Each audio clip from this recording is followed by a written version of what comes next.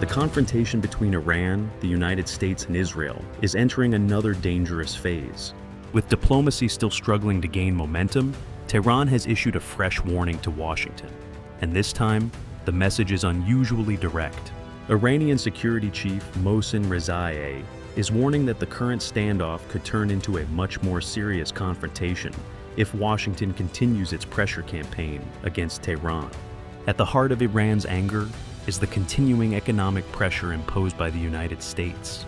Tehran is demanding that Washington completely remove the economic blockade and lift restrictions affecting Iran's maritime activity.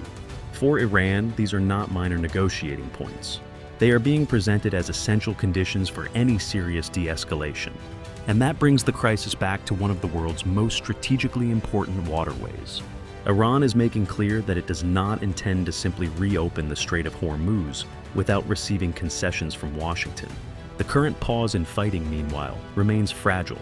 Iran is warning that the calm could disappear if the underlying dispute is not resolved. That is perhaps the most serious part of the warning. Tehran is signaling that if pressure continues and diplomacy fails, the next phase could involve much larger military action. The situation is becoming increasingly difficult because the two sides appear to have fundamentally different ideas about how this crisis should end. Washington wants Iran to make concessions under pressure. Tehran wants the pressure removed before it considers major concessions. And that gap is keeping the diplomatic track frozen.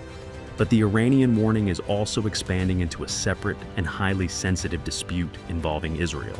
Claims of an alleged Iranian assassination plot have added another explosive layer to the confrontation. The allegations have reportedly involved members of the Trump family, with Trump's son allegedly being named as a potential target.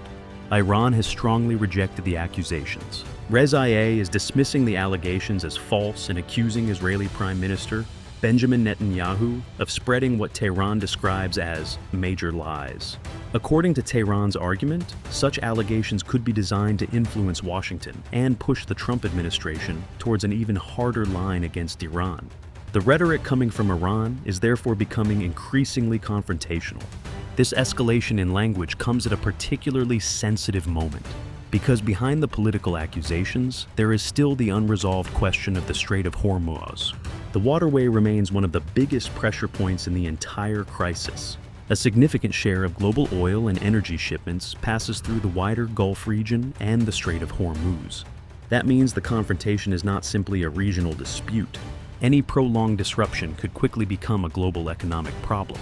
Higher shipping costs, uncertainty for energy traders, and concerns over supply could all intensify if the crisis continues. That is why international powers are watching the situation around Hormuz so closely. For Iran, however, the waterway is also a strategic bargaining tool. Tehran knows that pressure around Hormuz can have consequences far beyond its borders. Washington, meanwhile, is attempting to maintain its own pressure campaign. The Trump administration has signaled that it does not believe Washington needs to rush back into negotiations. The strategy remains based on keeping economic and strategic pressure on Tehran until Iran is willing to accept Washington's demands. The U.S. position is that sustained pressure can weaken Iran's ability to maintain its current stance. But Tehran clearly does not see it that way. Iran is demanding that the pressure itself become part of the negotiation. And while Washington and Tehran remain stuck, a regional player is attempting to break the deadlock. Qatar has now stepped into the diplomatic arena.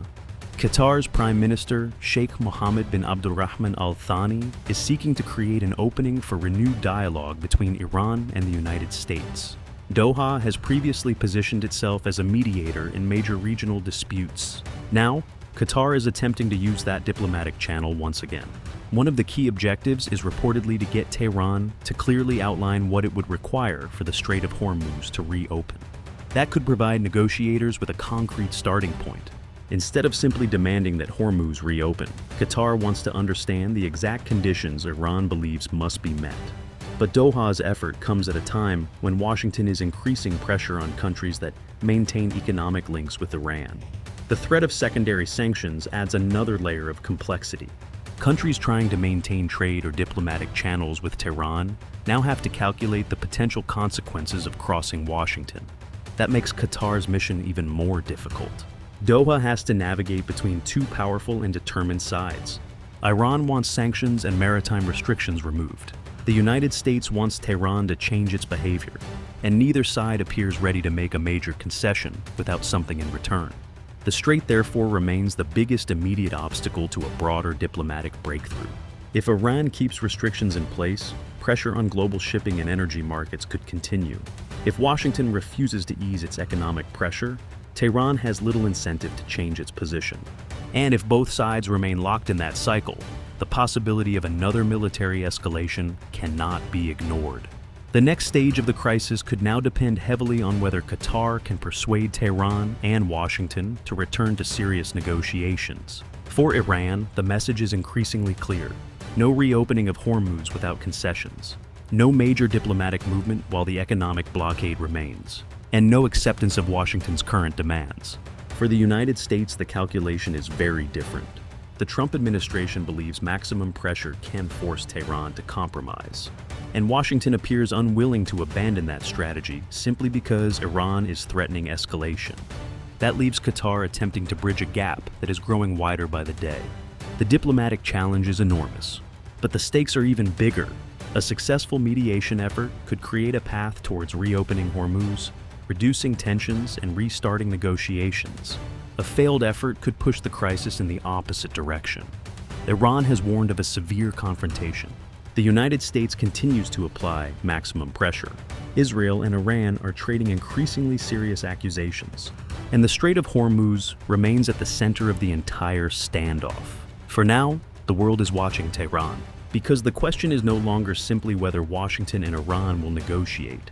The bigger question is whether they can negotiate before the current pause collapses, and before the crisis around Hormuz triggers a much wider confrontation. Qatar is now racing to find that diplomatic opening. But whether Tehran and Washington are willing to walk through it remains the biggest question of all.